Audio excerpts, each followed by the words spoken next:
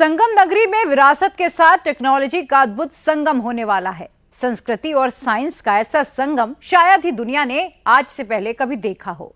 आज से ठीक एक महीने के बाद प्रयागराज में विश्व के सबसे बड़े धार्मिक आयोजन महाकुंभ का आगाज होगा और इस बार महाकुंभ में 45 करोड़ सनातनी आस्था की डुबकी लगाएंगे। पीएम मोदी खुद आज संस्कृति और साइंस के संगम का जायजा लेने पहुंचे।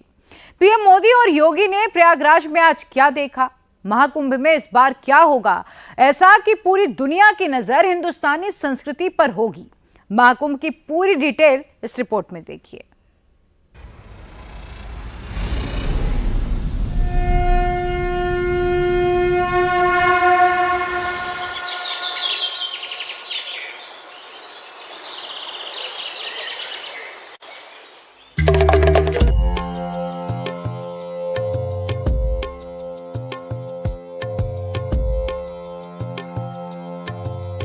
माघ मकरगत रबी जब होई, तीरथ पति ही आव सब कोई। अर्थात जब सूर्य मकर में प्रवेश करते हैं,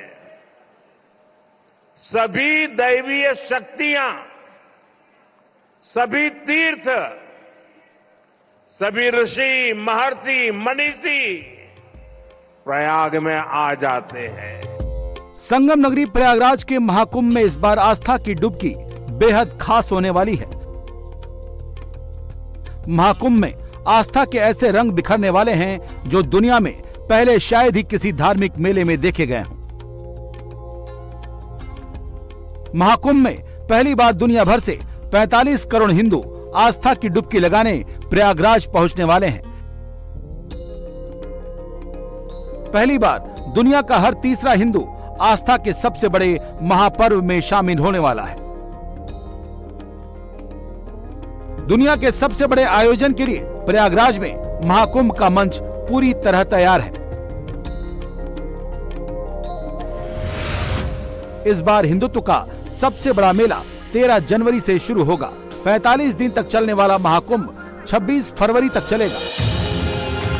इस बार प्रधानमंत्री और यूपी के सीएम योगी इस महाकुंभ को neat and clean, safe and secure और भव्य और दिव्य बनाने की पूरी तैयारी कर चुके हैं। योगी लगातार खुद मॉनिटरिंग कर रहे हैं। प्रयागराज पहुंचने के बाद प्रधानमंत्री ने संतों के साथ मिलकर संगम तट पर पूजा की और महाकुंभ के लिए कलश स्थापित किया।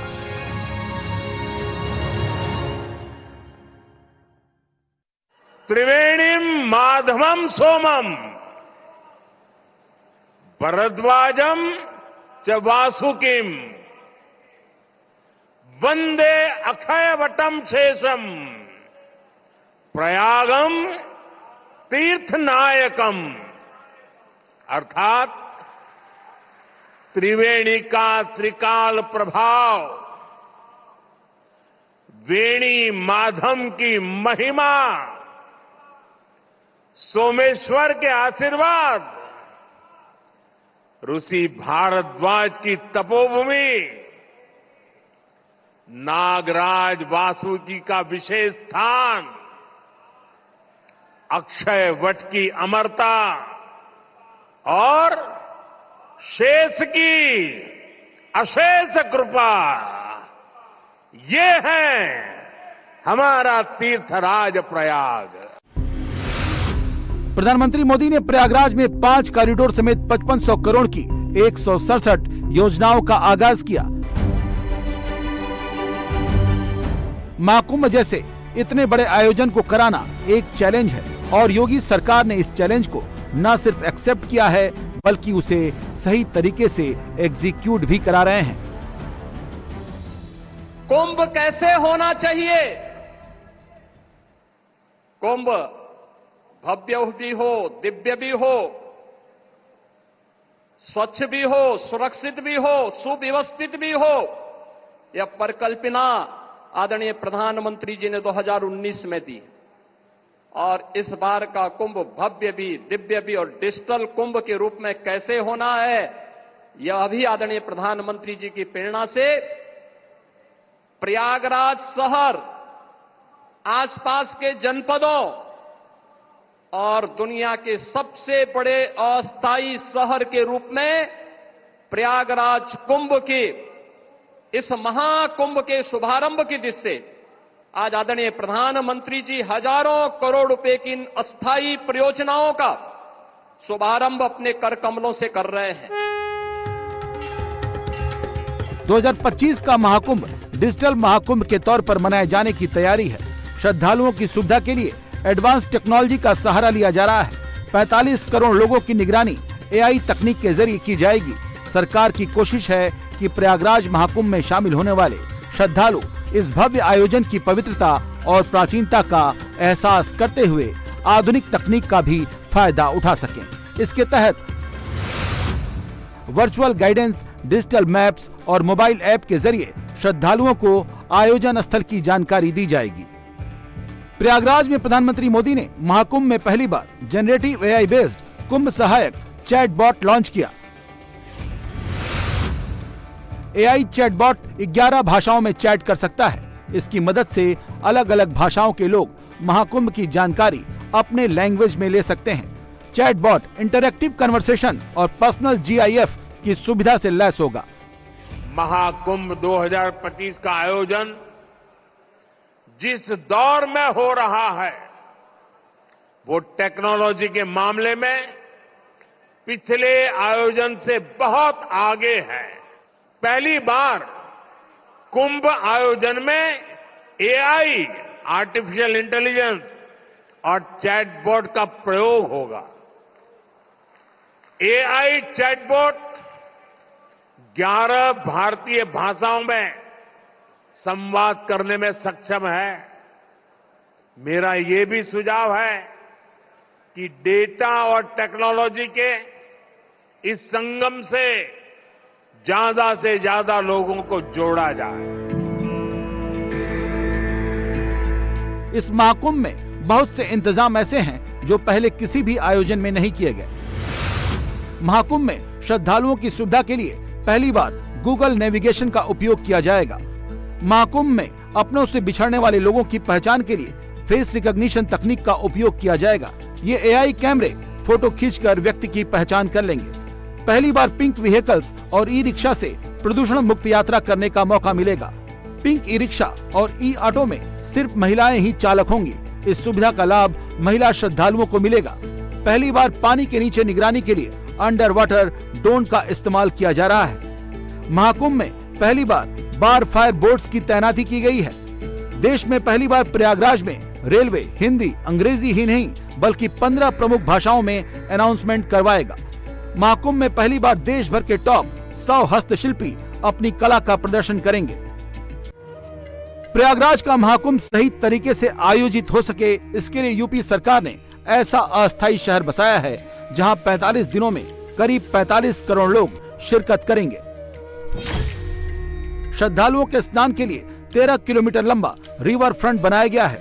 एडमिनिस्ट्रेटिव एंगल से मेला क्षेत्र को 25 सेक्टर में बांटा गया है। गंगा नदी पर 30 अस्थायी पुल बनाए जा रहे हैं। 488 किलोमीटर सड़कों का नया नेटवर्क खड़ा कर दिया गया है।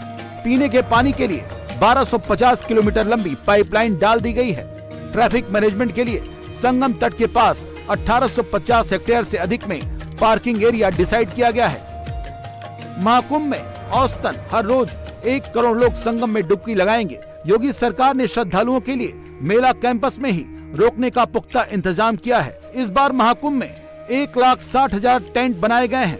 मेला क्षेत्र में पहली बार 4 तरह के टेंट की व्यवस्था की गई है। टेंट सिटी में पहली कैटेगरी है विला, दूसरी महाराजा, तीसरी स्विस कॉटेज और चौथी डॉर्मेट्री। इन टेंट्स को वर्ल्ड क्लास मानकों के हिसाब से तैयार किया जा रहा है। इन टेंट्स में श्रद्धालुओं को सभी तरह की लग्जरी सुविधा मिलेगी। इस महाकुंभ में स्वच्छता का खास ख्याल रखा जा रहा है। महाकुंभ क्षेत्र में 1.5 लाख से अधिक शौचालय बनाए जा रहे हैं। कुंभ से आर्थिक गतिविधियों का विस्तार हम सभी देख रहे हैं।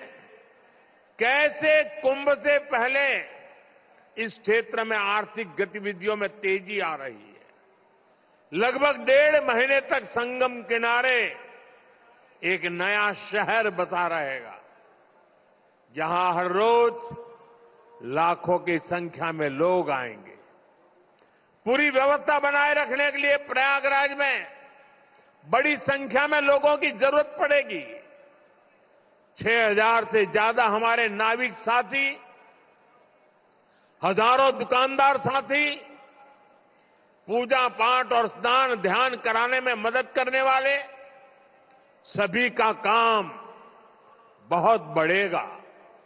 यानी यहां बड़ी संख्या में रोजगार के अवसर तैयार होंगे। इस बार महाकुंभ पिछले कुंभ की तुलना में कई मामलों में भव्य होगा। सरकार ने ऐसे इंतजाम किए हैं जैसा पहले कभी नहीं हुआ।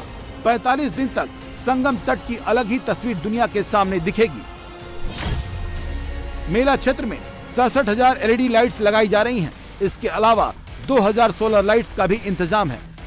महाकुंभ जैसे भव्य आयोजन को कराने में सबसे बड़ा चैलेंज सिक्योरिटी का होता है। करोड़ों लोगों की भीड़ के बीच एक छोटी सी चूक भी भारी पड़ सकती है। मेले में आने वाले श्रद्धालुओं पर 2400 सीसीटीवी कैमरों से नजर रखी जाएगी। 300 AI कैमरों से सीसीटीवी कैमरों को कनेक्ट किया गया है।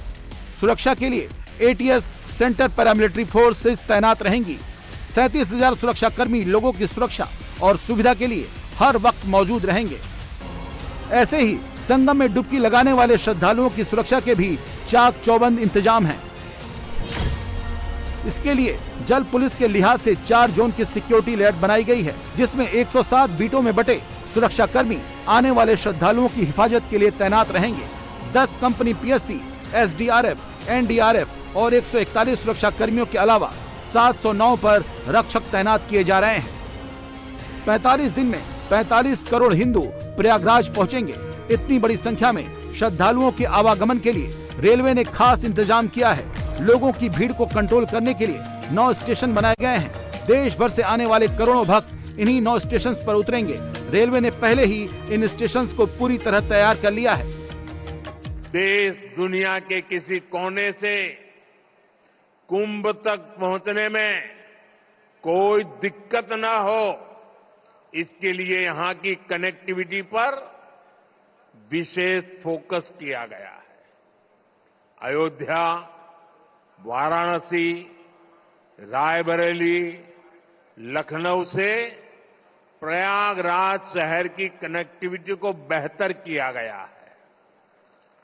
मैं जिस whole of the government approach की बात करता हूं, उन महाप्रयासों का महाकुंभ भी इस थली में नजर आता है। 13 जनवरी से 26 फरवरी तक चलने वाले इस महापर्व के लिए रेलवे 3,000 स्पेशल ट्रेन समेत 13,000 से ज्यादा ट्रेनें चलाएगा। भीड़ पर नजर रखने के लिए रेलवे ने प्रयागराज में कंट्रोल रूम बनाया है। 9 स्टेशनों पर 1313 कैमरे लगाए गए हैं। स्टेशनों पर फुट ओवर ब्रिज तैयार कर लिए गए हैं। श्रद्धालुओं को प्रयागराज लाने के लिए 7,000 से अधिक रोडवेज बसों और 550 शटल बसों के संचालन का प्लान है।